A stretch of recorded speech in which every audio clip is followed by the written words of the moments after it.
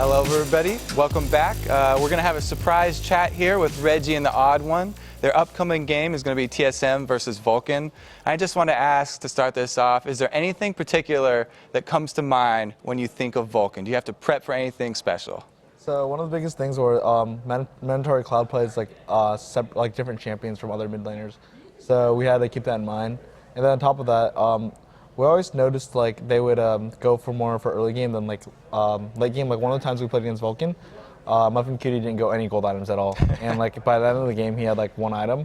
So it was a really weird change when they replaced him with Bloodwater like 2 days ago. So it changes the whole dynamic of things. And Bloodwater also brings different assets to Vulcan as well. So it caught us a little off guard. Yeah, that's got to switch up their team, put them at a little bit of odds, bring in a new player also. You guys just recently also went through a roster change. How does a team really cope with bringing in someone new, and how do you guys work harder to mesh as a team? So one of the biggest things I think is miscommunication, right? Like as a shot caller myself, it's really weird because playing with Calix back then, I would expect a certain amount of understanding. Like I would do things and I would expect my team to follow up or do a certain amount of things that they've already been doing in the past. But with a new player, you always have to go through the same process of learning how to play the game with them and learning how to make calls with that player. Because sometimes you have to be a lot more thorough with your communication, like do this, do this, do this. But as you play more and more and more and longer, you only have to say, go here, instead of like explaining the whole process. So I think one of the big things other teams are going to have to face is like a lot of miscommunication. And especially, I think Bloodwater was the shot caller for GGU. So there could be upsides and downsides. Like he can see things that they don't ever see and make really good calls. But at the same time, he can also make calls, and another player can also make calls. Yeah. And there can be a big clash as well. So especially in the jungle, you roam around to all the different lanes. When you guys brought in Wild Turtle, did you just say, I'm not ganking bottom lane anymore because I don't want to mess with you guys, or how did that work? Ganking was mostly the same. What really changed was in team fights and objectives, Wild Turtle would react much differently from Chaos. We'd have to be much more aggressive, or maybe we'd have to cover him better.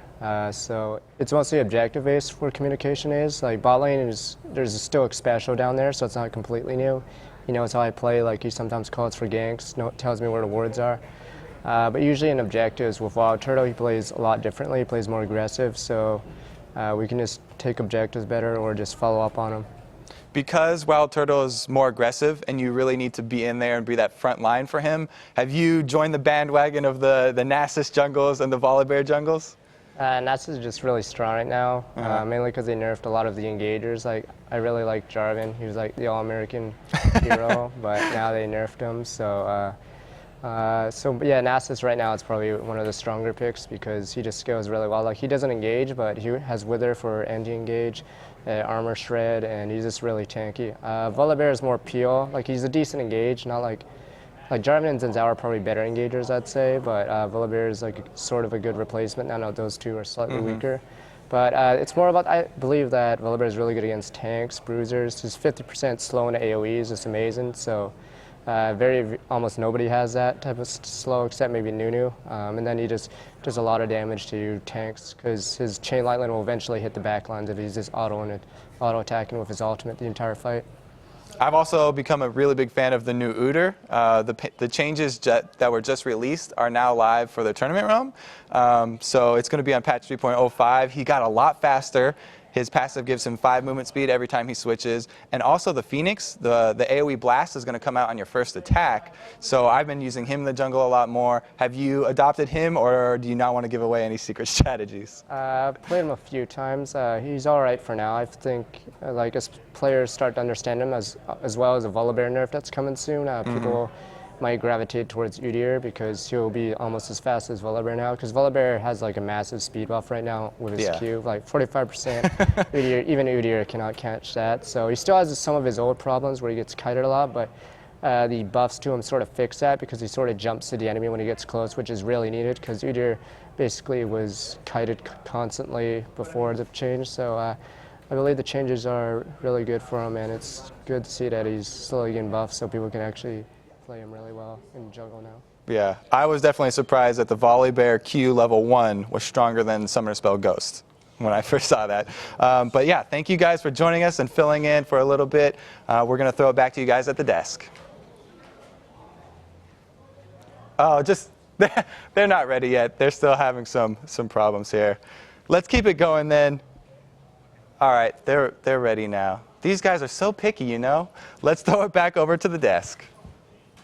Thank you very much, Kobe. Yes, we are back to the desk and almost ready for GGU versus Curse. Thank you to Reginald and Odd One for giving him some insight and really what the deal is these days with League of Legends. It always helps to have that pro analysis coming in. Oh, wait. No, I'm not a pro, man. I'm just a talking head nowadays. Odd One knows way more than I do, and it's actually true. He is a lot smarter than me at the jungle right now. But I like watching him Volibear, Nasus, Udyr. Odd One actually has a lot of logic behind all his jungle choices. Absolutely. You would know because you're professional. All right, now it's time to check out GGU's revamped lineup. On the blue side, it'll be Zion Spartan in the top, Nintendo Dax in the jungle, Jintei in mid, Don't Mash Me on AD, and Daydreamin' on support. And on the red side, we have Curse with Voyboy in the top lane, Saint Vicious in the jungle, Jackie in mid, Cop on AD carry, and Elements on support. And this game's top lane features our matchup of the day. It's going to be GGU's Zion Spartan versus Curse's Voyboy. Yeah, and they actually both led their teams to 2-1 records last week, but Zion Spartan in particular had a ridiculous set of games on Jace. It was actually banned out the third game where he played Kha'Zix, so he was 19, 8, and 24 in his 3 games last week. I love these guys. And Voyboy has been great all year, but he actually had a pretty bad game against CLG last week. Yeah, I mean, he was 0-6-3 on Elise. His Week 7 totals weren't that impressive, but his Ghost Renekton top lane play was ridiculous against Vulcan. His Gragas play was drawing bans, and he will continue to play multiple champions and apply pressure. Yes, he had that one bad game, but that's just Voyboy. Sometimes it's going to happen with the way he plays. Absolutely. And the potential for these teams to go ahead and play again, the poke comp, Zion Spartan liking the Nidalee coming in here, and Curse kind of likes to be in your face, like we've said before. The poke comp isn't really going to affect that Jarvan or a tanky Voyboy when you're getting spears. So Cop can still sit on the outside and do that utility damage. Yeah, and the biggest thing for that is their poke comp was great when they had Bloodwater. Absolutely. Is it going to be the same? Because you have to know exactly when to poke, when to go, and when not to go when you're running those compositions. So now this is the debut for Daydreamin'. How experienced is this guy? Like, how much did he think he was going to be playing in the LCS? This isn't like a Prawley Lud Mortis situation where they played together forever. This guy was on Dignitas's B team. He has played LAN at MLG, but never LCS, and he's never played against this level of Curse opponent. And he looks actually quite comfortable as we saw him on the screen. Jarvan, Jace getting banned out as looks like they're trying to throw Saint off that comfort. We'll definitely see the Volibear coming in this time around. And like you said, Zion Spartan on that Jace, just wreaking havoc last week. Yeah, they are not going to let him play Jace at all. And Renekton is a pretty good ban for Voyboy. Like, that's banning out one of the safe picks for them. Jarvan 4 could be a ban at Saint Vicious, right? Chouster plays it all the time. Saint Vicious played it a lot early, but I don't know if Saints got it after the nurse. Like, he was super comfy on Nasus and Volibear. Like, those are the things that Saint will play. And also, the new jungle Udyr might be something we see from Saint Vicious. Absolutely. That is, I remember what Saint used to be noted for, is the flash bear stance initiations from the jungle. Every time it would be up, it'd be like his Warwick, just flash bear stance, make it happen. Yeah, I mean, I'm gonna bring back a little bit, and I don't do this often, but like when I was considered one of the best, like the best Udyr player, Saint was the Udyr player that I was like, he plays really, really well. Like he's the one who understood turtle stance used to be the stance, and he would actually forego using bear sometimes or Phoenix just so he could get more turtle stances off. Back then, that's when resistances were like super, super powerful for Udyr. But nowadays, he's done another thing. Like, he's innovated Udyr kind of to another level here because you have more health. And the move speed changes on Bear are actually crazy. So if we see Saint Vicious on Udyr, he's going to be putting points in Bear second because he's just absurdly speedy, and that's going to be what he's trying to create. So I'd actually, even though against Nasus it's kind of a shaky pick, I really want to see him play it. You're going to lock in the Nasus. Voyboy actually brought out the Nasus back at the Lone Star Clash. Skara still has to eat a hat. I'm not going to let you go on that as well. But yeah, the Kale was actually banned out. We were kind of poking at it earlier. Does Jintei like to throw that into the mix as they did before with the Mash Me Twitch match? So I don't think they're going to even be able to get that in there. But they still could go for Twitch here. Yeah, and he's locked in the Bear instead of the Bear Turtle Phoenix. Yeah. So he's only gotten one of the forms that Udyr possesses, but it's actually a good pick for them. Like, Volibear, Nasus, not the biggest surprise. Thresh is the new thing from Elements. He had pretty much been relegated to being like, I'm a Sona and Lulu player, and that was his identity, right? He has in the past had had ridiculous games on Blitzcrank during Season 2. He had a not-so-ridiculous game on Nautilus in the Gambit Gaming show match where he missed a lot of anchors and proclaimed himself he hadn't been practicing it. But to pull something out in the LCS, he must have been practicing Thresh, and it is a very dangerous champion to have in your arsenal if you're Elements. Absolutely, and it's interesting. When you put that with somebody like Comp, does it change up the lane at all, or you kind of just play a more passive Thresh anyways? I think they're going to be playing a passive lane until Volibear gets there. So when, I mean, that's the whole thing. Thresh plus Volibear is ridiculous ganks, because as soon as Volibear gets in closing distance, that 45% move speed boost when running towards people from his Rolling Thunder is just going to get you there. Comp is going to pick MF whenever he has the opportunity to. Yeah, he said that many times. For him. And what I like about GGU's picks, we're getting a little bit behind here, but it's like picking Nasus probably denied St. Fish's his #1 choice. Picking Ryze has denied Nijaki his most played champion in the LCS as well. So these are counter picks that GGU is trying to throw at them. Not necessarily a poke comp yet, which is what they've had the most experience running, but it's mainly counter picks for GGU. That's what interested me is, you know, I forgot who said it last week, but they said Lux is a really good counter to Volibear, and I'm really surprised they didn't pick it up. They get the little bit of closeness with Rune Prison, but definitely the safety with Lux. Yeah, it's not like Ryze is bad against Volibear. Like, Ryze is a stand. He's like a turret mage. Him and Cassiopeia are like the closest. Oh, yes! Nice. I am going to talk about this now because Jackie has been trolling with a Veigar pick for a year in competitive. More than that. He will always select it and be like, that guy's really good at Veigar. His favorite champion. It's his favorite champion. He has another account called CRS Veigar. Or Veigar. We never see him, so we haven't decided how to pronounce it. Veigar against Ryze is actually quite strong, even though you wouldn't think it would be. Yeah. Like, everyone's like, Ryze is a counter to Veigar because Veigar's ult does damage based on AP, and he doesn't do as much damage to him. Not necessarily true. Yeah. He does enough damage. Ryze has a tough time itemizing magic resistance early, where Veigar can farm well against him and power up to kill other things, as well as Ryze in late game. So I'm very excited to finally see him break it out. This is going to be crazy. And I like to call it the Vent Horizon, the baby cage. And I've never really thought of a baby cage onto Bullet Time Ultimate. It's like, you can't get out. It's if you're inside the buff and you move out of it, you're stunned. That's how it works. Why is it baby cage? Because it's Is just it lock because them it's up. a small cage, or because it holds babies? Lock them up in the baby cage. I still don't understand. You need to don't clarify. have to. Okay. That's exactly how it works. We see a smile on Mashmi's face as he picks up Caitlyn. And it looks like we're going to have quite an interesting lineup once again from GGU, and that's always a surprise to see him playing every week with what they bring out. Oh, man. So Kha'Zix is something they really like, right? Yeah. Don't Match Me does fit into poke comp. So they have a pseudo poke comp, and then they just have a Ryze thrown in there. You can't poke that well against the baby cage, No, right? you can't. It'll upset the apple cart if you poke too hard. Absolutely. So. You'll flip more than one, a plethora of apple carts. And we have a pick here coming in for Elements. Who do they pick up for that top lane? Yeah, so Voyboys, the world is his oyster right now. Elise is unbanned, and he plays it the most. Elise has been through a couple Elise is picked. Come on, man. Damn it. I was waiting to go for a second. And then Yeah, let me go for a second. you got it. Yeah, that totally throws me off. Renekton's banned, and I haven't seen him play Jax, but that's because Voyboy plays everything. Every absolutely thing. 1 second to switch it out. Oh, he locks in Aurelia. Play that one more switch. He's got a half a second. He does lock it in. So it looks like they are just going to try to be in the face of, GGU once they get to that point in the game. Obviously, you have to wait for Veigar to get stacked up, wait for Volibear to get nice and big, but it's not going to matter after that. Yeah, Voyboy's played a lot of Aurelia on his stream. He usually does a Blade of the Ruin King rush on that.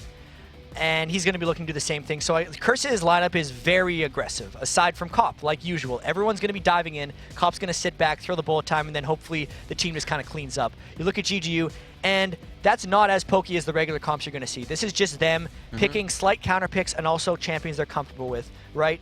Normally, Nintendo Dex actually plays Elise in the jungle, which is what Curse thought they were going to be doing, but it's an Elise support to go with Don't Mash Me, which is something that we've seen a lot more teams do, and Nintendo Dex is just on a ganking Nasus. And it's really great how we saw it last game. You don't have somebody you don't have somebody that's playing it, or you want to play something else, so you put it in another lane. They get the crowd control of Elise towards that mid to late game. They can get back onto somebody and get an execute if they need to, if he's going to be man mode enough to throw himself in as the support. And it's cool to see that he can already bring out that support. They say we're going to be a little bit more aggressive than usual, and what we saw from his builds before when we were doing research is he kind of goes, support build and stays away from any aura items or team efficient items. Yeah, I want to see how he plays Elise in particular, because he was the guy who plays the most Thresh and Blitzcrank in solo queue. Obviously, Thresh was picked away from them, which might have been an extra reason that Elements picked Thresh, aside from just loving hook champions.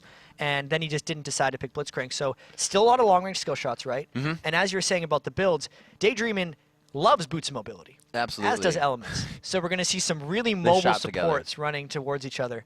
And I'm pretty excited to see the new GGU lineup and the new champions brought out by Curse. And can GGU kind of hold the streak we have right now? It's only one, so it's a streak.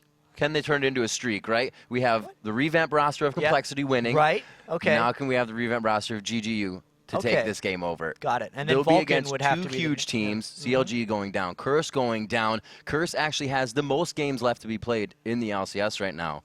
And like you said before, they're against the hardest teams. No, it's actually Curse has played the hardest schedule up to this point. Right, So, like, not only are they the #1 seed in the LCS, but of their remaining games, if you consider the top 4 of the LCS, Curse, Dignitas, TSM, CLG, the hard games, and the bottom 4, the easier games, Curse has the least hard games of any team remaining in the LCS. Right.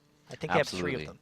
Well, this could be one of those hard games if they come into this. You know, the waters are a bit murky for the champion pool. They obviously see it's an Elise, and will it be as aggressive as they need it to be as they come into this game? Curse having, like we said before, the level 1 that's kind of safe, not really something you want to go in on. That's not a mana-dependent jungler on GGU's side either, so they don't really have any reason to engage hard and throw something off balance. Yeah, they don't have the AoE and like a brawl that we saw from the Complexity CLG game before. Absolutely. But what they do have, and from GGU, if we just list out their champions, like they have a Ryze who could potentially ruin Prison. They have an Elise who can get the Cocoon stun out.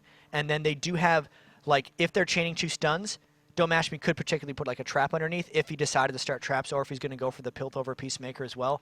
We may get into this game right away. I think we still have one player who's having a slight issue right now. Nintendo Dex not able to join the game yet, so we will be into the game close soon. And first buys actually looks pretty interesting if this one's really going to go through. I see a lot of biscuits coming out. A lot of total biscuits of rejuvenation. We'll see that when we do get into the game Indeed. after they fix this. But yeah, Good Game Universities went utility spec on like 4 people.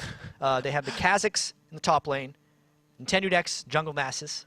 They got Ryze and Elise, all with biscuits. Always something new. Yeah. Absolutely awesome. Will they be able to do it though? Like Probably said, it's the early game. That's you enter a game of League of Legends and you always get to play the early game. And like he said, if it's solo queue, you'll probably win by 20 minutes. If you don't, you didn't get to play the late game anyways. But if this strategy works in the early game, will GGU be able to hold it out? Yeah, and it's a big thing for GGU here because they are the team that is the solo queue team right now. They have not played together. That's exactly right. Curse's lineup has been humming for a while. All the way through the qualifiers and through the LCS, they are crisp and communicate amazingly. St. Fishes there also sitting between mid and top lane, much like GGU ends up sitting. Then, of course, support and AD down at the end. You know, I actually kind of like that setup because that is the same way we set up the things in the game, because we always put the top laner, then the jungler, then the mid lane. Then it's an AD and support, so they're a little backwards at the end there. But I like that combination for Curse. Let me see, like we said, it is the other side, and making sure everybody's fixed up. We can see Cyanide helping out Nintendo Dex right now. Zion Spartan is so ready for this game as well, and there's as they fix it up. Nintendo ready to play on that jungle Nasus. I don't think we've seen him bring out too much Nasus. It's been a lot of Xmithy. We've seen Chouster do it a few times, saw Saint do it a few times, and it's really effective. That early game, super effective at taking down Dragon if you can really get control of that objective. And we'll see how well Nintendo Dex plays Nasus, because, like, he has always been a jungler who sets his own trends. If you think all the way back to his days on, why don't I remember the name of them, the really young team, the kids, the Team Dynamic. Dynamic. The Rugrats, or Mono. as Demon would like to call them. Nintendo Dex always set the trends. He'd play Jungle Riven, he'd play Jungle Olaf. He'd actually draw bans on both of those things a lot. And then his fallbacks were like Mundo and all these things that Trundle. weren't like super common. And even now he's playing Trundle. He plays Jungle Elise more than anyone else. But now he's playing Nasus. Everybody plays Nasus, right? So he's jumping on to the common champions, right? Whether that's because he doesn't have faith in his champion picks anymore, whether he thinks it's because Nasus is just ridiculously overpowered or not, or whether he's just like bandwagoning because his element of surprise and uniqueness is gone. We know Curse knows how to play against Nasus. We don't know if Curse knows how to play against Trundle, because everyone plays Nasus. Curse is used to that. They see it in all their scrims, even if they're not playing GGU. But now that GGU's conformed, it might lose some of their edge. So I really want to see how Nintendo does on that. They got to find it somewhere. And I really think you can safely say that Nintendo X has played the most diverse junglers. He's brought out Leona, he's brought out Nocturne, he's brought out Nasus now, he has Elise. He has played just about the most, trying everything out there. And GGU in general does try a lot. Yeah. I mean, they had a Fizz. few failed Fizz top things as well. Even Jace when Zion Spartan, which is now drawing bans from them. Yeah. It's just they're willing to experiment, but at this particular juncture, they're back to the standard play against Curse. And I believe our technical difficulties are behind us, and we're into the game. We have game secured onto the Rift, and we are going to have game 2 of the day now underway. Riven Jat here bringing it to you live, week 8 of the LCS, live from Los Angeles. Curse versus GGU here as they exit the base and make their way to their starting spots.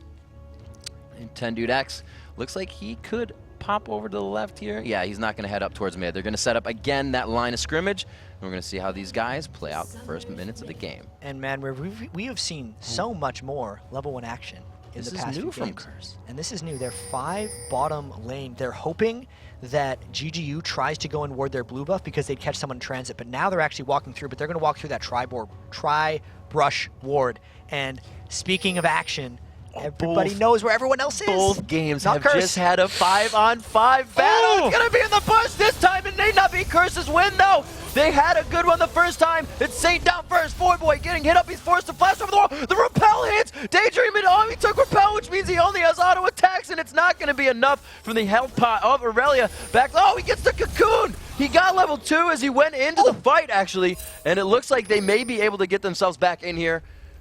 Actually did not hit level 2. He just switched forms. I am getting super excited, Jat.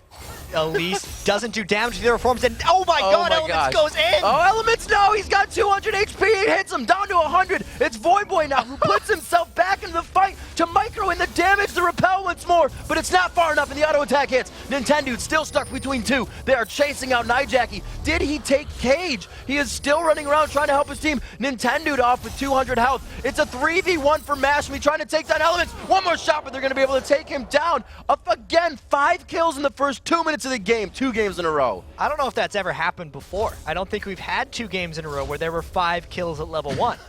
This one, Curse turned it around big time. They face-checked 5 and came out on top because they took their bruises first, abandoned out, and then regrouped properly. The first one happened when, like, as they were retreating, the brush near the bottom lane turret, they just waited there because they thought GG was going to chase through the tower, caught him by surprise, got 1 kill. And then I feel like they're just like superior communication or even outplaying happened at the end of it because there's not really a real reason they should have been able to pick up 3-for-1 kills after after face checking 5 people in a brush. So props to Curse for making a mistake, but coming out on top anyway. You know, Jet, we talked about the inventories of what happened there. It's like GG went through that fight without using anything, knowing they got a few and saving everything to make the lane easier. So that push there was really to bolster up this lane and hold on to those biscuits and all those potions. And I don't want to harp on anything, but like as you're saying about that, like it is an unfortunate thing. If you're starting with the total biscuits, you should have used those in the first fight. So right? they should have been shut them drinking down. those because they're 2 of the people with total biscuits are people who died. So they needed to be drinking those as they were, or eating those as they were fighting. Good, drink them if you want to try. Ooh, that Q from Nijaki already putting out some good damage, prepping him for Saint Vicious, but he is not going to wait. He spends 0 time there as Saint would, and if anything happens here, you'll just see him soak up some experience. As Curse and Cop pushing down on the top turret, super aggression already for the damage there. And actually, sorry, to talk about the biscuits one more time, I actually need the internet to correct me 1 second because at one point you could drink a biscuit with a health potion and that was changed, and I don't remember if we changed it back again. So if you can't, then forget my criticism of GGU for not using them because they may have been drinking health potions instead, but if you can, then they should have used them. All right, fair enough. We'll clear that up later. We guarantee will. Jackie now in mid 3. Voidboy trying to farm with some Blade Surge. Oh, he missed one.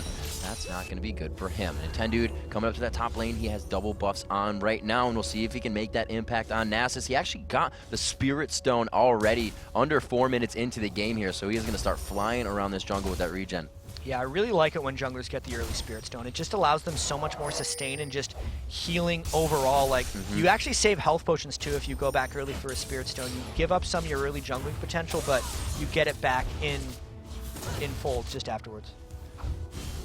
Slowly but surely, each lane trying to grab that lead. After this first fight, everybody has to be wary. There's buys that really don't happen this early in the game for people, so it's a bit different of a game, but it's still that 5-on-5 that they're so used to. A little bit of a lane swap here, and we're seeing you do have Zion Spartan taking a bit of a beating there. He's only down 4 CS, and it looks like Voyboy has actually been forced to waste all of his, or use all of his potions, I should say, and back. Yeah, it's really tough to lane against a Caitlyn and an Elise. They're very great double range to last. Those cocoons let you spam the spells down and just keep hitting the turrets. So like St. Vicious is trying his damnedest to save this one off, but it's so hard to aggress on that duo in particular for that very reason.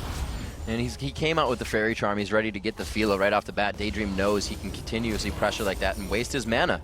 Nintendo X comes down to the bottom, knowing they have a lot of damage on this turret. It looks like they may try to pressure the rest. Vicious and Voyboy doing what they can to thwart this off, but they are just going to go face first onto the turret, know they can take it down, and back out as the other one goes down as well. Duo turret kills at 5 minutes, 25 seconds, and actually Jackie's roaming around the back. Not Jackie, Jinte, I got confused. They're going for Curse. It is Jinte. He comes around, the exhaust goes out super early, but it's to save Cop. Good guy Elements throws himself, and the fiery flashes into the wall, unfortunately.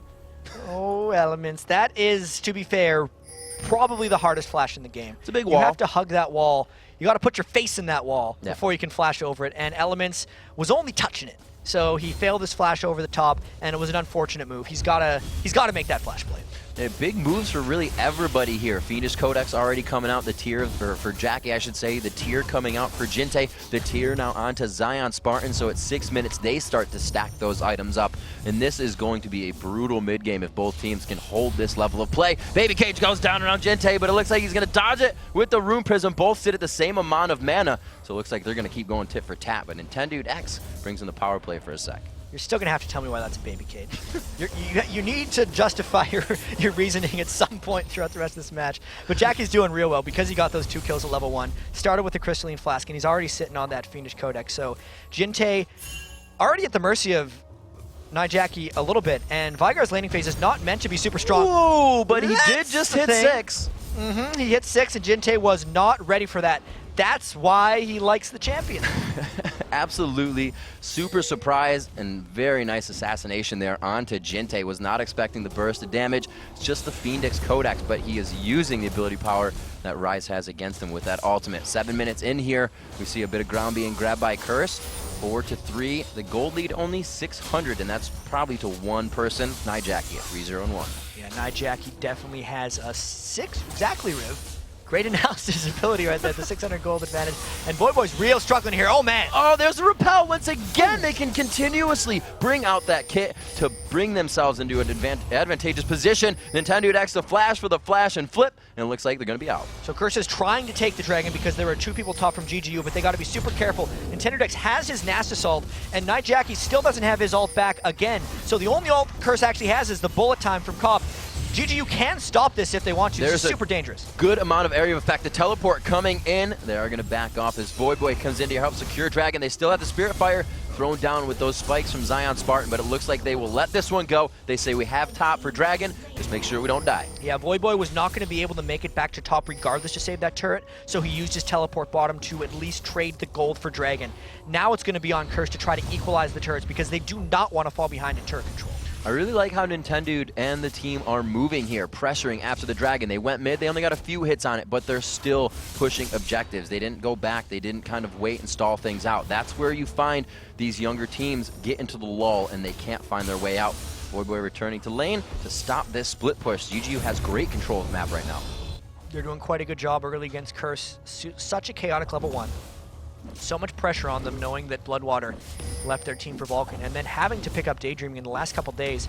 Coming together is super, super difficult for these guys, and I wonder if they're feeling a little disrespected or just chaotic against Curse. Like, picking Veigar against him is something he hasn't been doing for years, as Zion Spartan goes hard. Zion actually pulls on the ultimate. He's trying to get in there still. There's no turret to protect these guys. They are throwing down a Spirit Fire, but the Wither is not in range. We see a 2v1 up top as Voyboy is pressuring. Jackie goes face to face with Jinte and almost zeroes him out. One more Q. He is completely within range. They're actually just without. No, the turn actually got Jackie to kill himself.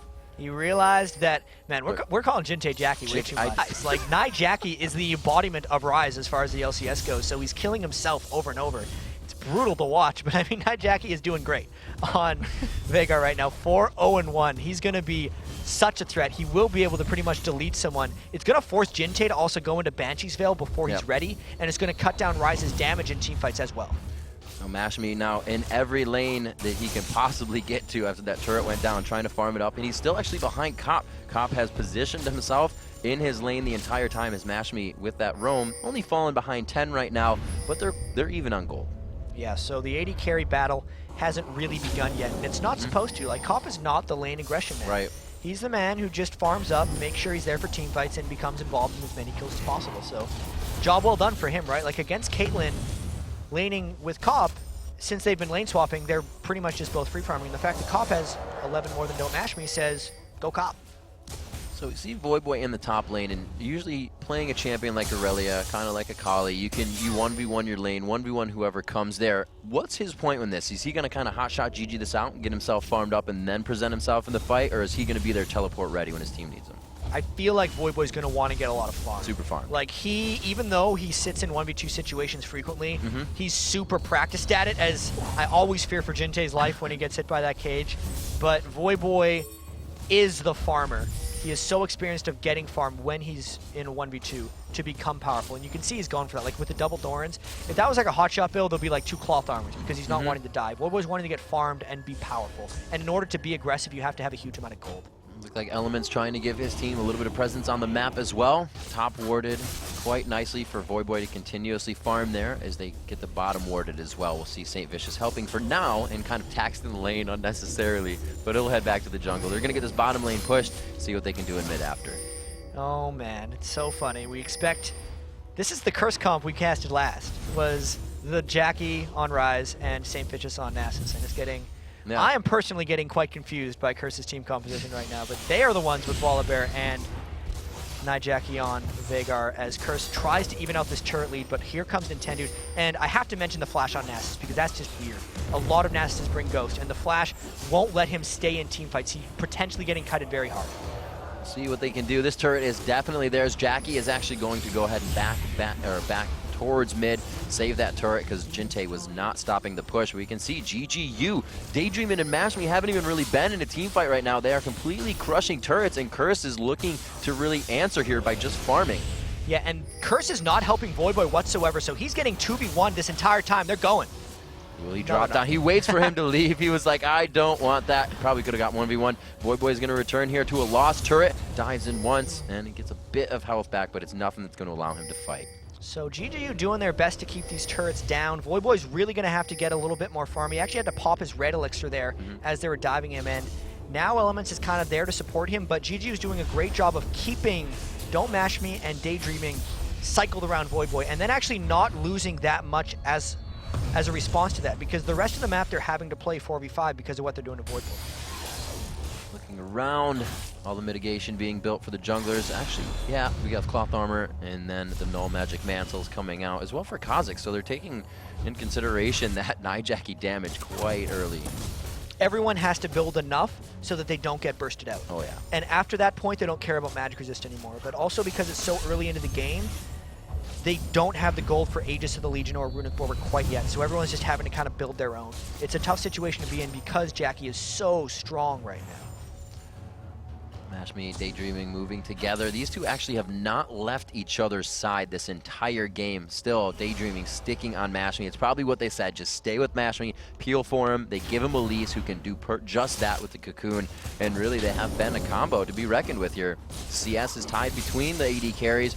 Like you said, we don't have that fight yet, but it is going to be an Infinity Edge before Bloodthirster for the Infinity Edge on Mashmi. And here's the super interesting moment, Rip, because this is where Voyboy's top lane trying to catch his farm up, and this is on GGU to make something happen. The timing is strange here because there's 15 seconds to Dragon, so everyone's trying to shove up the lanes. Voyboy does have teleport, so they're going to want to probably fight this. The gold is very close as well, so this could very well be a curse initiation with a Voyboy teleport, or GGU is going to try to initiate on them. But either way, I don't see these teams just walking away from each other. Somebody wants to fight. Nai Jackie Jackie is going to explode someone. Deathfire Grasp just finished. If they get one stick on anyone, they are completely 100-0'd here.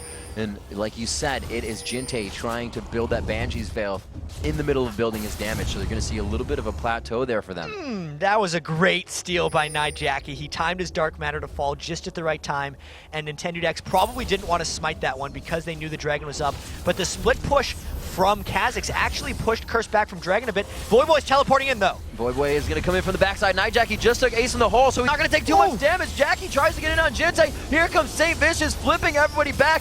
Mashme isn't taking too much damage in the bottom, but they finally get control of that. Zion Spartan from the backside. Are they going to finish anyone or let them walk away? They get one. They finally get two. It's a 3-for-3 as we start here. Elements and Voyboy limping away. Elements was not going to get taken down. Voyboy is going to stay in the fight. He could be able to Blade Surge one more time. Oh, Elements stops the kill. It's a 2v1 Daydreaming. Support. Good support clean up here. One more kill. Voyboy flashes the repel. Is it in range? It is there to execute for the double kill. Daydreaming on his first day.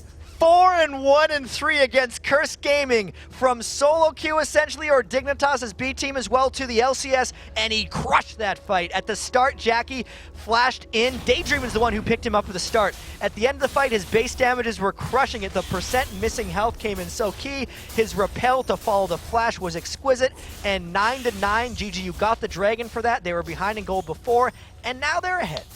Up 1,000 gold indeed, Jat. It is going to be that Infinity Edge finished for Mashme now in that fight. Jackie locking up both of them, but nothing to come of that. Curse so on their heels, everybody waiting. The summoners are down, the ults are down. It's a breather for the teams as they clean up the jungles. That was craziness. I'm still recovering a little bit from that last fight, and I'm starting to take a look at some of the items too. So the Banshee's Veil on Jinte is really big. Then there's also the Aura item, essentially, that St. Vicious has. His Lock of the Iron Solaria, if he times that right. The Deathfire Grasp on Jackie, so if he flashes into a fight, he should be able to kill one that time, because that was a huge crux of that last fight. He didn't instantly kill someone, so he didn't trade his life for another, and that was bad for them, since he was essentially the biggest gold leader in the game. Cop actually died during that fight. It was a close one, but they managed to burst him down, right? The flanking, the positioning in that fight was not ideal for Curse, and GGU got to be feeling pretty comfortable right now. 16 minutes in, having a lead on Curse is good, but we talked in the pregame about Curse's late game ability, and we'll see if that can come out, because this comp in particular isn't as crazy as their others, but we'll see how it works. Looking up top of that lane as Voyboy moves back in, knowing that, or hearing that he goes for that Blade of the Rune King. Is this phage to really thwart a split push coming in? Well, it does look like he's shied away from the Blade of the Rune King, right? Maybe he only built that on his stream because he was winning by so much. It does look like he's going for a Trinity Force right now. It's still a pretty good item on Aurelia. The cost has went substantially down in Season 3, but there's a double buff Zion Spartan chasing him in the top lane as the siege is happening mid. Oh my gosh, Nintendo X taking a quick poke there from Dark Matter. Cop locked up under the turret as he is, I think, closer to the fight than he's ever been for that second. Voyboy going on to Zion Spartan. These two trading back. The spikes hit and he gets the attack on. Voyboy stood no chance there. Voyboy was fighting the double buffs. Zion Spartan with the BF sword. He'd just been sitting on his phage. He got a little too arrogant with his own abilities there, and he got taken down. Zion Spartan and Voyboy battle so much in solo queue. Like, they are always against each other. It is the featured matchup. They are both so aggressive. And there's the cage! The double lockup! Oh, the Deathfire Grasp to a half health Nexus. Not as much, but they still got a good burst there. So Nintendo X burned his ultimate, but the problem is, since Zion Spartan dueled Voyboy, Curse doesn't get any pressure off this. So this whole time, Zion Spartan's just been farming away, stacking up that tier. Aegis did get completed by Nintendo X, right? So they're getting the auras just as well, and they're also out farming a bit because it was 1,000 gold after that last dragon fight, and now it's creeping up to 2.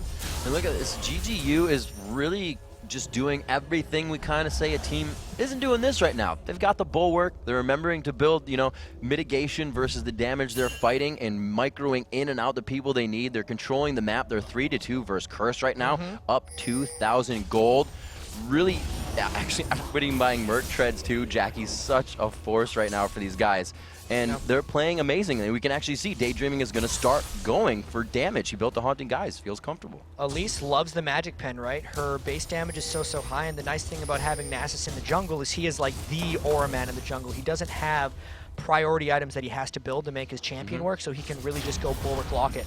And that frees up Daydreaming to become a secondary AP carry threat, especially since he's been able to pick up the 4 kills. Like 5,200 gold is only 200 less than Voyboy has in top lane at 5,500, right? So he's quite a threat as a support due to those kills. And GGU doing a bit of a split push because Zion Spartan's still way off on the side. Oh, Zion getting it caught. Oh, not Zion. I wanted to say daydreaming the names. Because he feels like a solo laner right now with how much kills he's been getting. Absolutely. Zion Spartan is off on the side, and here he now makes his presence felt as he goes ahead, and he's going to take up this blue. His team giving him some good defense on the outside.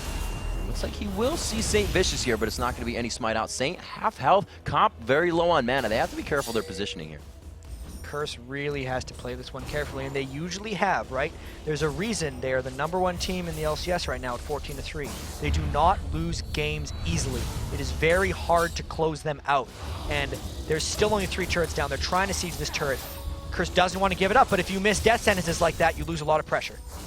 That turret looking at about 200 to 300 HP. A few more shots from Caitlyn. He's going to be able to take it down. That's the pleasure of just having that long-range attack. You see the baby cage kind of thwarting him off for a second, but they get to the right side, they take it down, and they continue to push down mid. That most coveted turret of the map, mid, second-tier turret gone.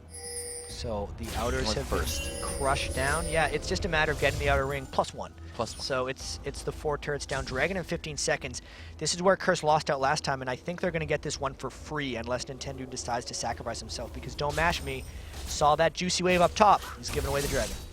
You see Mash Me farming quite a bit this game. Cop's doing just the same, 169 to 151 there as the dragon begins.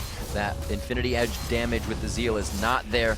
They are just going to be able to take this, like you said, just backing off. Nintendo X is not going to make that sacrifice. And a very smart move, because this is where that game could turn. I could be wrong here, but that did feel like a failure of communication on GGU's part. Like, sometimes it is a tactical decision to move up and clear a large wave, but that's usually only if it's threatening a turret and if it's a time-sensitive wave to clear. Okay. That wave had a long time before it was going to be reaching a turret, and Don't Mash Me run out there. The other thing that tips me off is Don't Mash Me started moving down to the dragon when it spawned, which tells me they didn't know when it was coming, which could be something that Bloodwater used to do, and they haven't filled in that gap yet as a team. We'll have to see. Just saw Zion Spartan go aggressive down on Voyboy in the bottom lane, trying to get another 1v1 out of him. Ping's going down. Actually, Voyboy is calling for aggression from his team. He's saying, Kha'Zix is down here. Please make something happen on the rest of the map. Yeah, it's a very, like, new situation for Voyboy to be in when he can't 1v1 somebody. So he's got to just farm out and be a little bit careful until he gets some support. And at this point, he's got to run away because GGU's running through their jungle with many more people than Voyboy has. Well, it's something Curse will always do is keep those wards up. Voyboy will be safe here, and maybe they can make an advantage off it as Nijaki starts to creep on his heels. But Nintendo X joins the battle as well, so it looks like we may just see an all-out brawl here. Caitlyn and Rise both on the backside, so Jintei and Mash Me need to make moves here to get over there. So they're really going to try to rush here. Don't Mash Me using his 90 caliber net to hop over the Dragon Wall. At the same time, Jintei's just making sure to farm out. Like, Jintei had to go for that Banshee's Veil. He got a little bit crushed by Jackie early, but he's making sure that he keeps up. And, like, if he can transform that Tear of the Goddess into a Muraman at some point, he's going to hit that power point. He's going to be really strong. So, you know, GGU actually doesn't have a huge rush here as long as they're playing smart. And this is where the game we see starts to slow down for GGU. If this next turret can't go down, just kind of them walking towards it. Curse seems like they can fight this. They know Jackie's going to be able to lock them all up, and the initiation after that is huge. They have the Volibear, you have the Aurelia to lock someone down, and you only have a few to jump in on GGU's side. And we always keep track of these like stacking abilities because Nasus and Veigar are kind of related. When they last hit things with their Q, they get extra damage. Yep. Nintendo Dex doesn't have much on his Siphoning Strike because Jungle Nasus isn't about the Siphoning Strike, but that's a +81.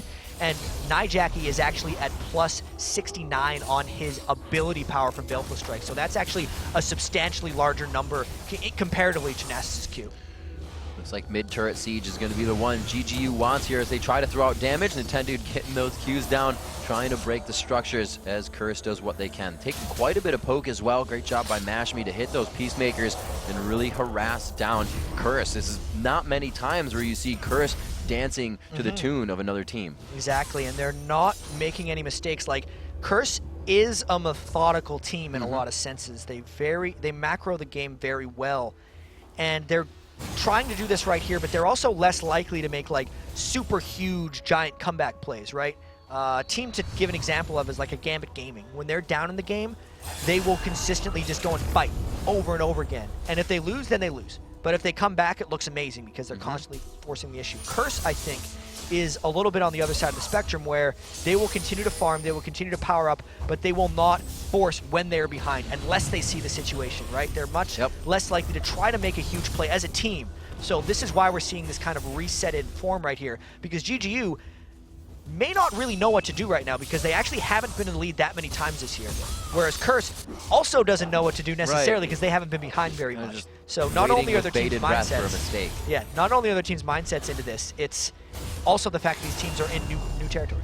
And we see Oracle is actually being picked up here by Nintendude, and the Elixir being picked up by Daydreaming. So they're really looking to get all the damage out they can. They've got the PD, IE mix-up going on for Mashme on the AD carry, so he's putting out all the damage he wants to be presenting in the fights.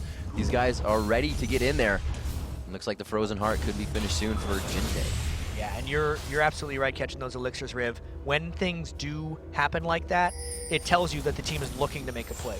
Because no one just, out of the goodness of their hearts, like, we're going to spend 650 gold on consumables and farm. Like, they want to make a Baron play happen, or they want to make a turret push happen. Sound Spartan is intentionally shoving up that lane, flying back. He's got 1,700 gold. When he shops, they're going to be looking to make something big happen, like they did at the Dragon when they won that big fight. We are 25 minutes in here. Baron is becoming quite tempting for both of these teams. You can see they continuously put those wards down. That vision is power, and they are looking to gain the most as they are down 2,000 gold right now. GGU sits above Curse, a week 1 deja vu for them as they try to get back into this one. Yeah, maybe I was wrong about the instant move because GGU's just done a couple of things that confused me a bit. Daydreamin has already consumed his blue elixir, right? Like right after he bought it as he was running back.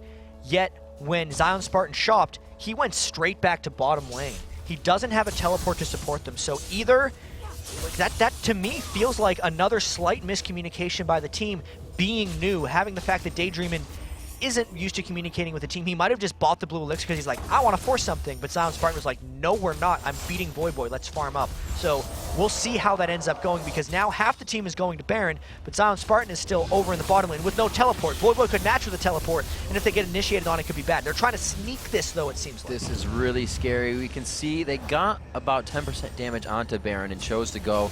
They realized the wards were being cleared, so they're definitely, I think that was kind of a mind game. How aware is Curse right now? How are they going to play, and will they pressure this? Obviously, the answer is completely yes, and Mashme doesn't want any part of it with the team. Yeah, they're just like, we're gonna not team fight Curse because that's scary. We wanna farm a bit more. I mean, if you look at item thresholds, there is a reason for GGU to stall a little bit, and there's reasons against it, right? So it's like the Infinity Edge and Phantom Dancer are big. Dragon's coming up, so we might have to cut this analysis really short, but the Mana Immune on Zion Spartan isn't transformed yet. He's going to want to wait for that as well. But here's the 5v5. GGU's a little bit out of position, and Curse is forcing again, trying to get the gold back. Curse looking to go strong. Nijacking in the front. Event Horizon is down, so he can't lock anybody up. It's going to be Nintendo next, but he gets completely obliterated in the fight. Spartan and Daydreaming try to get in there, but it looks like they're doing just that. Is dreaming of this one. Cop is still on the outside. There's that damage. He gets cocooned. Vicious, one more shot. It comes from Mashme, and he's able to take them out. And a good amount of dreaming happened right there. It's going to be a 3-for-2 right now in favor of GGU. They smell blood. They're looking to push these lanes and push the advantage they just got from this fight. And nobody quite took the Dragon, so Cobb still has a little bit of health. Voyboy is still strong. They got to remember that as a support carry is still in the game. The 6-kill Elise is in the back with the blue buff, so that turret going down, and that does look like a win for GGU. The great thing about this for GGU is if they go back soon, there's still another Dragon to fight over. You know, Jet, at the beginning of the game, I said they have all these possibilities to keep a fight going, and I joked. And then Daydreaming could jump in if he wants to repel into the fight, but you're a support and you don't want to do that. But he has done it now a handful of times. Like you said, 6-1-3 in his debut here at the LCS. Yeah, so that's a very powerful Elise score. I mean, it tends to happen on support Elise, right? He's kind of playing cleanup duty. You can make an argument that Mashme would have those kills, but they're in very different parts of the fight in these situations. He's not a protection support. Absolutely. Right now. He's a dive support, so the kills aren't working out like that. Curse rushed back to Dragon. They actually saw that GGU was slow in the backing, and Curse was more together in this, so they lost the 3v2 fight, right? That's about 450 gold in the edge of GGU. But you get the Dragon for 975, and that 3-for-2 fight actually turns into a 4-for-3 in favor of Curse if you just look at the goal.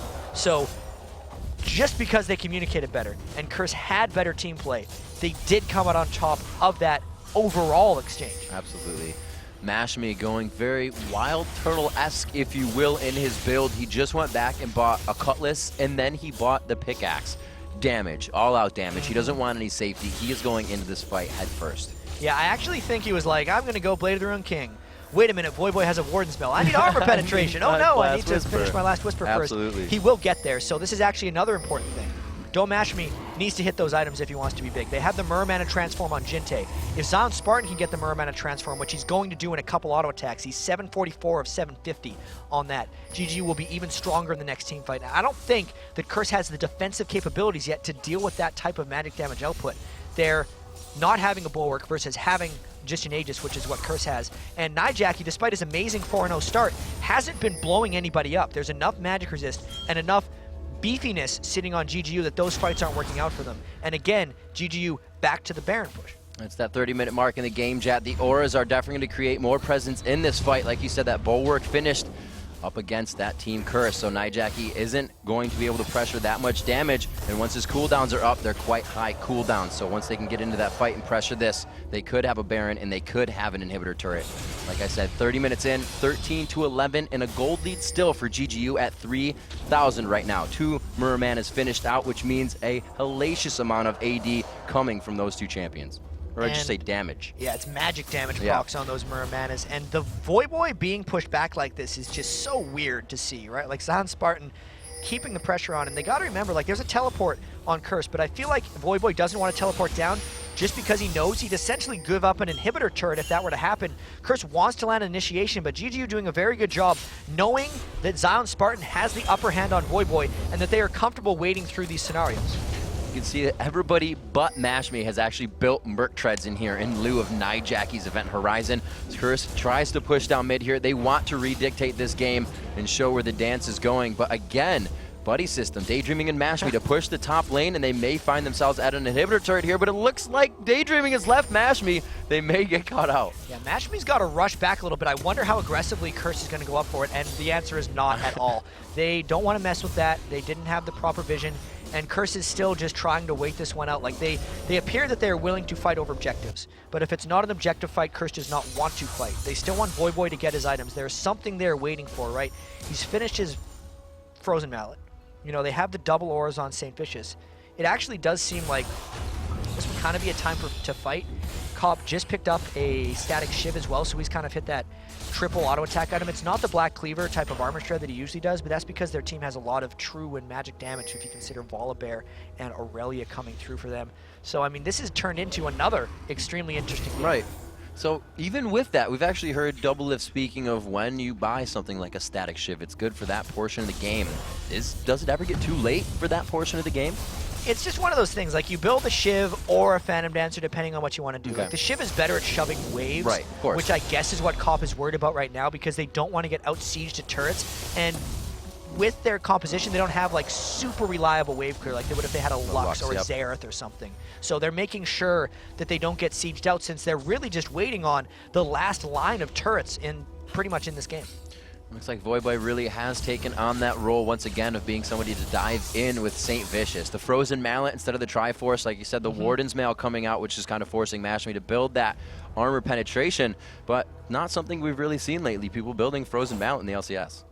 And GGU like wants to make a play right now, but as far as I can tell, their Oracles is up unless someone else bought one. No, everyone on their team is out of Oracles, so like they're trying to clear with Pink Wards, but they don't have the confidence, right? Because they don't know if in the Baron Pit is there. You can see Curse has littered wards throughout the Baron area. So Curse knows exactly, despite not having direct vision in that brush, they know where all 5 people of GGU are, so it's allowing them to stay safe and farm. And I think the longer Curse does this, the more comfortable they become. Because as the game gets later and later, their communication and the fact that they've been a team for longer becomes a bigger and bigger edge. Curse's wheelhouse, those strategies that they use to really get themselves through Season 2 is something they can fall back on here. Like we said, that experience is going to carry them over GGU if they can hold true. They used it in the qualifiers and can resort to it here if they want to in this game. Like we said, elements with that Oracles, still waiting for one to come out here. St. Vicious throwing out a little bit of harass there, cleaning up some cupcakes for himself. And it looks like GGU spreading themselves a little thin here. There are so many pings going down there. Say, let's dictate mid. Let's push down here. Little grab on a Zion Spartan. Elements getting taken out for a little bit of damage. There's the Event Horizon, and that is the crowd control that GGU was looking to grab. This really lets them do a lot more in this fight. Element's taking quite a bit of damage, and it's going to be backed off if it was just too far away for everybody to initiate. And we'll see if GGU can make a play off of this one. Their creep wave is still about 10 seconds away, and Elements is on the run back to his base, but harassing him down that low is really, really important. Also, Voyboy burned his teleport during that because he thought something was going to be going down. So they've lost that threat throughout the rest of the game. Still, the Event Horizon going down, the wave clear happening. We'll see if Curse can hold. Zion Spartan actually blew his ultimate just a few seconds ago and then got burst down. Doesn't have that up for this next fight. St. Vicious kind of moving up strong here on Volibear. They have him split a little bit, but Daydreamin' keeping himself in the front. Very interesting position for his support play. Yeah, I mean, everyone except Don't Mash Me has a way of dealing with Nijacki's ultimate, right? So Nintendude on Nasus and Jinte on Rise have built large amounts of magic resist. Oh, here comes a maybe catch on a Voyboy as the Dragon's up again. Maybe we'll finally see the fight. Nintendude gets locked down there. He is going to use the ultimate. He's standing right on St. Vicious, and just look at his HP melt. But there's the Volibear passive, too strong. Jinte's going to be the next focus here. The exhaust goes down. He can't even cleanse the amount of crowd control. The triple kill for Cop as the KDA goes through the roof, and Mash Me runs for his life here. Voyboy gets netted out on that one, saving himself by the skin of his teeth. Oh, man. The cage with the bullet time and the box from Thresh just exploded all of GGU. There was a reason Curse was so comfortable waiting for this game, because they are so confident in their late game team fighting ability, and GGU just rolled themselves into that one and didn't really have a counterattack, right? Like, St. Vicious was so tanky in that situation, and the two glass cannon damage dealers, Cop and Nijacki, were pretty much untouched. It's just the way Curse wanted to play. That was an incredible fight for them, and because it's so late, the death timers are long, and a fight at Dragon actually gives them an inhibitor. That is going to be a back out for them. They see the home guards coming into play here for GGU as they're going to come up from base, so they back safely. Curse has been waiting for this the entire time. The first mistake, GGU wanted blood when Nijacki missed that first Event Horizon in mid. They pushed him back to their second tier turret, and then once it was back up, we just saw Curse run down the mid lane and initiate that. And now it feels like GGU is in desperation mode. Nintendo X is trying to burst down this Baron, but he doesn't even have his Nasus ult, which is pretty much the best Baron killing ability in the game. Daydreamin' trying to help as well. They're at half. Curse knows this is coming. They have wars to go over the top. Barons get half. They're going to try to burst this, and Curse is going to fight. Daydreaming is the one supporting. They give Baron. Here's going to be the initiation. The locket goes down. It only gets one. It's going to be Daydream. Not the biggest one to go down, and they are kiting very well while throwing out the damage. Voyboy gets the Blade Surge on. Is it enough to stop Nintendude? He peels off to save the team. So Baron for 2 kills. They were in full run mode. They didn't even try to fight. Voyboy wants to continue to catch them. He didn't get his refresh on Blade Surge, and now they have 40 to 30 seconds of 5v3, but their creep waves aren't necessarily in position. So that desperation play by GGU, I can't say it was that bad. It seems to have worked out. Yeah, they pushed in well. They knew they couldn't do it fully. Sticking themselves in the Baron den is really what we've seen killing teams, the Baron killing team. So they played it well, Jet. You're right, 17 to 13. Curse is finding the ground they need, and this is where it gets very scary for GGU. Another turret, 7 to 5 now in favor of Curse. It's amazing that they've come back from that. This game was 4 turrets to 1 at some point, and GGU actually had a pretty significant edge. But actually, as Curse goes to pick up another Dragon, they've actually had amazing objective control since that point. Aside from losing that last Baron, they've been scaring GGU away from objectives and really just playing the game in a really, really strong way. We're now at like 30 kills in the game, and Curse does seem to have an edge. The thing is, though, they recognize that 3 GGU members have the Baron buff, so I don't know if Curse is actually going to try to fight for quite some time here. Cop coming out of nowhere now, 7-1-6, throwing a Bloodthirster under his belt. Probably found that on sale while he was window shopping. 269 CS for him. It's 331 for Mash Me, but that 7-1-6, really keeping him on top. Blade of the Rune King coming out for that attack speed item along with finishing his Phantom Dancer. These guys are kind of 2 different builds for the ADs. It's not something we see all the time. They're really varied on this. Yeah, it's real cool actually, because Cop has a different mindset on Misfortune. Misfortune is a lot about bullet time and the AD caster type spells, whereas Caitlyn is really only about the auto attack. So Don't Mash Me making sure he's the auto attack beast, and Cop, just because he's a different style of AD carry, sure, he's picked up 7 kills in this game, but usually his focus is just general damage, and he's going to provide that with all the AoE crowd control they have with the Veigar box plus the bullet time. So, I mean, Cop is sitting on 347 attack damage right now with his Elixir of Fortitude being taken into account, so his bullet time is doing a whole lot of damage. Looks like we got Zion Spartan selling out that Doran's as he picks up a Warden. I was just going to say, do you think it's a little late that they haven't built health, but they pick up the Giants belt finally on Nintendo Dex? Just watching that Baron chunk him down meant that the fight wasn't even going to go well, but they pulled it off. Now it's going to go a little bit better, and they have to start working these advantages. The pressure is not going to stop from Curse. And now it's really swapped around. So let's see if GGU can turtle as well as Curse has in the past. Like, Voyboy's pushing the exposed inhibitor lane, so he's really trying to draw pressure around. His teleport is back up, but when they're turtling the base like this, a cross-base teleport isn't amazing. Like, Zion Spartan's wick on Kha'Zix to be able to get over to the other side. I wonder if Curse is going to be able to make anything happen. I think they're just doing this to withstand the Baron of Good Game University. Looks like we have Jackie going late game, haunting guys into the Leandries for himself. Hasn't actually finished the Athenes, though. See if he does that anytime soon. The items he's really building are just a small surge in power. It's going to be that first person they hit. If they don't go down, it's going to be a harder fight for Curse. They're kind of reliant on that first attack from Jackie because his cooldown's quite high after that.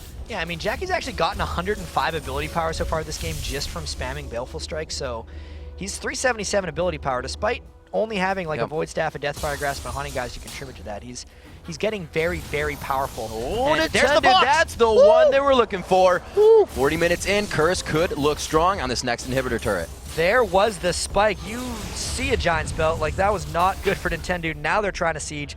Still a 4v4 potentially, though, because Voyboy's off on the side split push.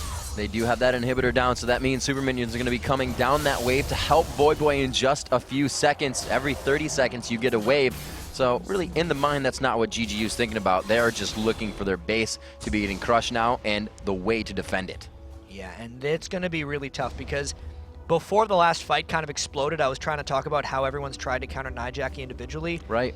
Nasus was supposed to do that with his health and his bulwark. That was his counter. If that's not working, they're in trouble. When your single counter can't do that, you are definitely running for the hills here. And right now, Mashmi and the team are trying to thwart this. It looks like they break the Banshee's Veil, and as well as the inhibitor. It's not 30 seconds for an inhibitor, though.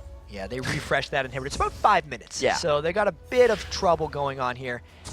Ah, man, this is really turned, and this is another display of Curse's ability to come together as a team and to communicate. And it's no knock on GGU right now because they are playing way better than everyone expected them to. Like, also considering in that 5-kill level 1, they had the 2, not the 3 kills. So they pulled themselves back in this game, pulled to quite a lead, and now we're slowly losing it. Can they pull themselves in? Because Complexity was actually kind of slowly losing the lead against CLG the entire time too. This one's not quite the same story because Curse is a lot closer and also a lot more powerful at this stage in the game, but man, this is really crazy. Maybe those 6 kills Daydreaming got, sure, they were great at the time, but maybe they're not giving the impact that they need right now, because when you consider he's just got the Leandry's Torment and the Giants Belt working on a Rylai's, like what if that was a 6th item for Don't Mash Me if he had 3 or 4 more kills, or what if that was a Void Staff for a Jinte on Rise? Right. It's one thing to get the kills on support, but you really got to make them count. And, oh my gosh. And we'll just see how that works for them. I don't know what the best situation is. Mashmi buys a BF sword here when it looks like Comp is actually looking to buy the Frozen Mallet as well in this case to get himself some HP. I don't think that's going to be a Triforce. It's a difference in style right there, you know? Comp just making sure he's keeping himself alive, but Don't Mash Me really caring about carrying at this point. Yeah. Because he's wanted to do as much damage and carry potential as possible. The burst he's getting has to be around 1600 if he can hit it, but that armor is just stopping him right now. Good damage there. Jackie's going to be stopped up there with St. Vicious with the ace in the hole. That was good damage from GGU. They were able to thwart that really without having too much damage from the turret. Help them. Yeah, I think that was a failed combo by Nijaki there, and it really got himself into some trouble. And this is a pretty low Curse trying to fall back. There's pings being spammed down, but 30 seconds on Baron. No, GGU can't get that one, and I definitely think they're going to be trying to regroup for Baron. Oh man, Curse is backing here. GGU has that timer. It's 20 seconds, so at least we'll beat Voyboy there. We see Elements and Nijaki both kind of strutting along to stop the back here from home so they can stay and protect this. Looking at the items right now, we see more, even a Giants Belt coming out for Daydreaming. They are looking to make this fight happen for the long haul. They really don't want to get bursted out by Nijaki. If they can avoid that, they have a window in this fight. But the problem is, look at those super minions in the bottom lane. Zion Spartan is down there. There's no teleport on GGU. Yes, Kha'Zix is mobile, but they do not want to have to deal with this Baron.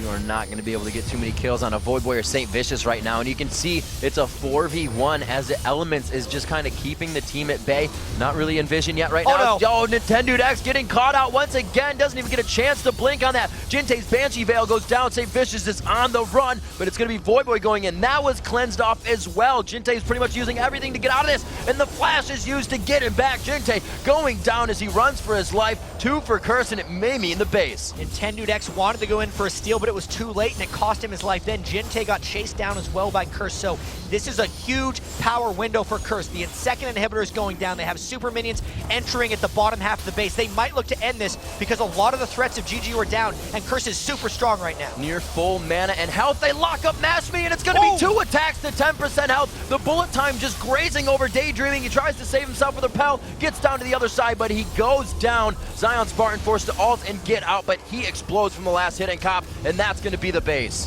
This looks like the game for Curse, crushing down the Nexus. Nexus goes down. Curse thwarts GGU over a huge early game momentum push, able to come out in the end. A very long matchup there, 45 minutes in. Oh man, the first 2 games today, Rib. Holy crap, those were awesome so far. Yes, Curse comes out on top, but that was not easy for them. They really showed their versatility and their perseverance as a team. Not an easy one to take for GGU. I mean, #1 in the standings versus #8, and they give us that game. Dude, crazy. Our first 2 matches of the day, 5 kills in the first minute for both. LCS Week 8 is absolutely on fire right now, and we only have more amazing matches to come. GGU was able to do this in Week 1 with the Kale Twitch combination against Curse. They were able to put up a great game against them, and everybody was completely wowed. Even without that combination now, the reason people said they did so well, they were able to come out again, but it came down to the experience. Yeah, and the real turning point of this game was the 4-0 that Curse had on the river, which you can take a look at actually right now in the replay. So in this fight in particular, Curse lands pretty much everything they need, right? Daydreamin used his stun before the fight onto Void, which means he couldn't get to St. Vicious, which got an intended flip, and you can just see the fight is late. They jump in late. Zion Spartan actually jumped into the box and got immediately obliterated on Kha'Zix, so he couldn't get the recess to jump around. Like, that was just such crisp execution, and I think the impatience that GGU had coming up to that point of not being able to fight Curse for 10 or 15 minutes up to that point really contributed to their kind of face-checking into that team fight and Curse's eventual win. So with a level 1 like that, when you continuously bring it up to par and you have a game in your favor, they were dictating what Curse was doing. Like I said, Curse has never really danced to somebody else's tune. Where did they falter? They didn't dictate enough, right? Because yes, Curse had to sit at their turrets, but they didn't have to do anything else. It was like, GGU, we're going to an objective. Curse is like, all right, we're going to watch you. What now? What's the next step? Because they could make Curse respawn, but they could never punish Curse for responding. And I think that was the key. Well, let's see what the players have to say. It's time for a short break, but when we return, we'll have Void Boy and Cop from first place Curse. And then Team Solo Mid looks to keep pace in the standings when they take on a struggling Vulcan. Stick around.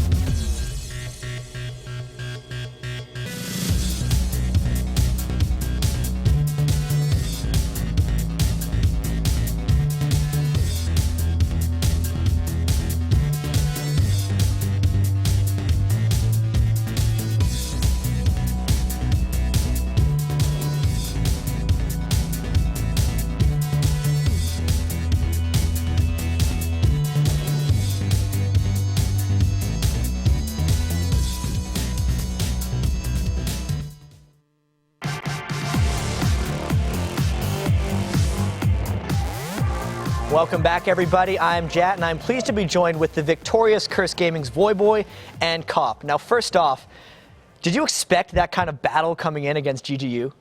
To be honest, we obviously know they're a good team. They actually gave us one of the closest victories, I guess you would call it. It was very early on into the season. It was the one where they were at our nexus and we aced them and then we pushed down and won. So we knew they're an amazingly strong team and we knew they'd give us a run for our money, but we didn't expect it to be that back and forth, to be honest. Yeah, and I actually want to hear from both of you on this one because GGU is a much different team than they were at the start of the year. They had Shifter, I think they had Anjo at the start of the year as well, support. How different is GGU now from then, back in week 1?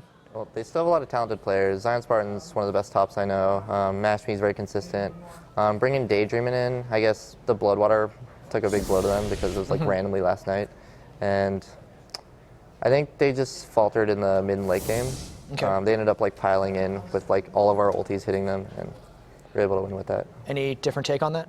No, I mean, obviously when you have a team, a roster of 5, and you're practicing with them, you're getting familiar with everyone's play styles and champion pools and stuff, and then things happen, you have to adjust to other players or other strategies and stuff. It's really hard, and especially when it's not something that you really choose. For example, Shifter, they didn't expect to lose him, and for example Bloodwater as well, they didn't know. It was a very last minute thing. So they just have to make these on the fly changes and adapt, I guess. And I mean, they're doing it pretty well, but the odds were stacked against them. Yeah, for sure. And even though they had kind of an early game advantage on you, as Cop was saying, you outplayed them in the mid and late game. You guys seem to do this more often than not if you're kind of behind in the games. What's your mindset going in once you fall behind? And why do you come back in games better than anybody else? For this game, it was actually just focused on taking global objectives. I think we were only able to come back because we got, 4 or 5 dragons. And this evened out the gold. I was able to farm really well. Our team fights early and I guess holding off pressure got Voibo back in the game. And we were able to just endure. Right. So, I mean, you guys do endure more and more, and we talk about it a lot, and I think it's because it's very important, communication. Is St. Vicious the one who makes calls? And if so, how do you feed information back and forth between each other? As a jungler, he makes a lot of calls. Right. For example, early ganks, where we want to put pressure, global objectives, Dragon, Baron, tower pushes. A lot of that comes down to him, but then we also everyone on the team gives our input. If we think that we see something, we make it known to the team, and then as a group, we just quickly come to a consensus and just, boom, we bullet line for an objective. And a lot of times, I think that snap decision-making is a reason why we're able to just play very consistently and get these comebacks that you see very often. You definitely see the difference between a team that's experienced like you guys versus a team who's had to make multiple roster changes during the year. Talk about Cop's item build a little bit, actually, because normally on Misfortune, I've seen you go Bloodthirster, Black Cleaver. But this game, you didn't have a Black Cleaver at all. You had an Infinity Edge, Bloodthirster, I think a Static Shiv, and a lot of stuff during the game. Do you want to talk about why you went with that build instead of your regular Black Cleaver build? I just kind of buy items when I can afford them. I had 1180 gold, so all right, I'm getting a Zeal. I was going to build a PD, but if I built Shiv, I could afford a pickaxe and build into my Last Whisper quicker. And it came to a point where I needed to rely on my team or my ulti for the team fighting. And building the Last Whisper before the major team fight was basically helped us win the game. Yeah, one of the big things that surprised me again is you picked Aurelia, but the big surprise was Nijackie picking Ryze. That guy has been hovering over Ryze in Champ Select for a year. Veigar. It's all good. I do it all the time, man. I always call him the wrong thing. He picked Veigar. We're going to get that name right, essentially. Why has he picked it now as opposed to a year ago? Because he seems like he's wanted to pick it forever. I think this game we were very sort of on the fly. We're thinking about champions will pick, and he's he did his half troll. Veigar? And always we're no Jackie. But we've actually been playing with it a bit. And Veigar is obviously one of his most powerful champions. He became very well known for playing Veigar, and I guess making a bit of a comeback. So it worked well this game, and who knows if we'll pick it in the future. Yeah, well, thank you very much, guys. It was a really impressive victory that you guys had there over GGU, mainly because you came back from so much more. It'll be great to see Curse's champion versatility throughout the rest of the year come through. You guys pick so many different comps. You thrive in the chaos, so to speak, and it just really works. But now we have Kobe24 over on the Telestrator. Thanks, guys. So both of those games were really back and forth, a lot of throws. I've got some level 1 teams fights for you where they had all started. For the first game, CLG versus Complexity. CLG should have won this fight. They have the vision advantage. They're in this bush. Nobody on Complexity knows. They've been fighting with Afram over here, and they're all about to leave. They're making their way out. Now, right now, CLG, all they had to do is be like a lion, pick off the straggler that's leaving. Everybody else is already leaving. If they just waited in that bush and put the last person on complexity with a light binding, they could got an easy first blood. However, Hotshot comes out of the bush very early, and they're going to have a disastrous effect from this level 1. Let's roll the clip. All right, here they go. Hotshot's coming out. See, that was way too early. Okay, they land the binding. Now let's pause it again. Here, Nick Wu, or Lauda Mortis, made a nice taunt right onto 3 members of CLG because they were all in that bush. That was a great AoE CC. And it's all about focus in level 1 team fights. You can see, probably should be the focus for CLG right now, but Hotshot is over here hitting Nick Wu. The rest of the members are taunted, so they're not getting very much damage done. Meanwhile, Complexity are all going for Link. So Link is going to drop very quickly. He's going to be the first blood. All right, let's roll the rest of the clip here. Probably was in danger. He was focused by a lot, but Afromu was going to miss a hook right here. Oh, just too bad for them. Now, Hotshot is the second member that's focused from Complexity. Let's pause it right here. Pause the clip right here. Okay, so Nick Wu just died. He flashed over to chase Hotshot. He's trying to finish him out. You can see the Ignite burning is actually not going to finish him. And MIA had to flash as well. He's going to finish him off. But Nick, he dropped a ward in this bush. Very good play from him, trying to finish off Hotshot. And that sets up the Zyra binding that gets them another kill. Then they just follow this up with another Shen taunt, and it's a huge, huge advantage for them at the beginning of the game. Let's roll the rest of the clip to see how it plays out. Even Lauda Mortis, you can see, coming in, a beautiful taunt. That was max range taunt, getting over terrain, as well as securing the kill. So that's the end of our first clip. We have another crazy level 1 team fight for you here. This one, again, involving Curse. They're not quite as unified as they were last week. You can see this is most of the team, and then St. Vicious slightly out in front. So that could be disastrous for him as they face check another bush. All right, let's roll this clip. Here we go. St. Vicious just gets exploded. They rip him off out of the rest of the team. It's immediately 5 versus 4, and they can turn this around. Now let's pause the clip here. Voyboy, very low, flashes over the wall. Good play by him, but Daydream immediately takes Repel, gets over to Voyboy, and Repel also doubles as Cocoon. So he's got CC to follow it up. Look at all the flashes. Anybody on GGU could have flashed over and helped Daydreamin' get that kill. That would have been 2-0. They could have ended the team fight there. It would have been a great win for him. But nobody flashes over. They don't follow up. And Daydreamin's not able to finish off Voyboy by himself. So let's continue rolling the clip, and we'll see how this turns disastrous for GGU. They should have won this. Voyboy uses a red elixir. He's not going to die down here. You can see in the bottom, Jin Tae actually overextends. 3 members of Curse burst him down. Now it's 1 for 1. You'd think it's over, but it's not even close to over. They want to go back in. Elements right here is just going to Superman. He decides he lands a hook over here onto Daydreamin'. He's just going to go right in. Let's pause it one more time. All right, you can see it's gone on so long that St. Vicious has already respawned in the bottom. You can see him coming down in the mini-map. So he's going to rejoin this level 1 fight, come back into it. He was the first one to go down. He's going to get a second chance at life. Let's roll the rest of the clip. Elements got himself into a pretty bad position, but he gets out alive, so it's not too bad. Voyboy comes in. He ends up baiting the rest of GGU. And Cop down here, look at the mini-map. He comes in from behind. He snipes out a free kill on Daydreamin', and since St. Vicious rejoined the fight, they're able to follow it up with another kill. Don't Mash Me gets caught in the middle of 3 members of Curse right here. Just too bad for him. And Curse actually are able to turn this back around, come out with another gold lead. This really shows the importance of having a single shot caller, especially in level 1 fights. Send it back to you guys at the desk. All right, thank you very much, Kobe. We still have 2 more matches to go, but remember, there's even more North American LCS tomorrow, starting with a battle between 2 of the most dominant teams in the LCS, Team Solo Mid and Curse. It all starts at 3 p.m. Pacific and midnight Central European time. Don't go anywhere. Our 3rd match of the day is right around the corner as Vulcan and their newest member, Bloodwater, try to shell shock Wild Turtle and Team Solo Mid. Stick around.